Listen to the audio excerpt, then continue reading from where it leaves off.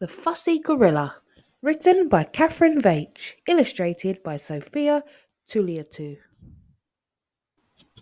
The one thing that Gabi the gorilla loved eating more than anything else was ants.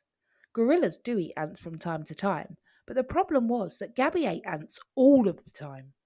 Breakfast, lunch, and dinner was always ants.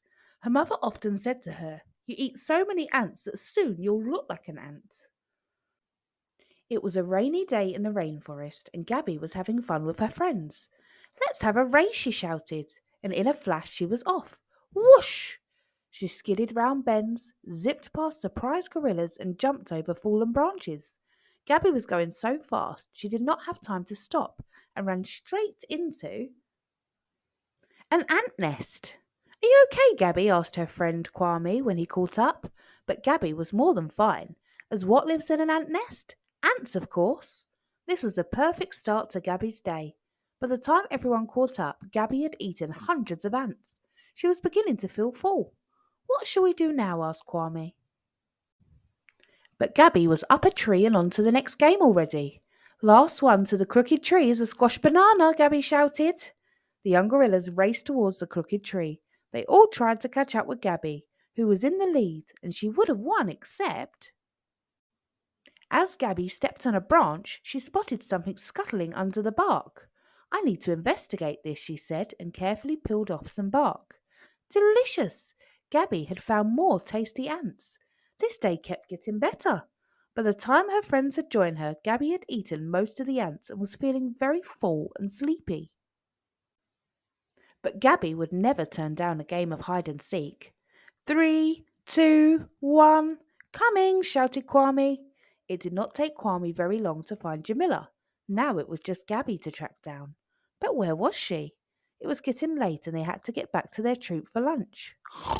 "Shh! Did you hear that?" said Jamila. What a surprise! There was Gabi, and she was fast asleep in a pile of leaves. Sagan was a silverback gorilla and the leader of Gabi's troop. He was cross when he heard how Gabi had fallen asleep after eating so many ants and made her friends late back. He went to talk to her. "Look where eating all those ants has got you." "Eating so many ants is not good for you or the forest," said Sagan.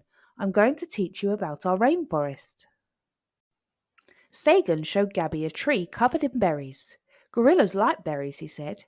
Gabi nibbled a few. They tasted okay, but they were not ants. "The berries contain seeds. We eat the berries, then the seeds come out in our poo. We help to scatter the seeds that will grow into new trees," said Sagan. Next they explored the forest floor. Sagan showed Gabi some tasty flowers that gorillas sometimes ate.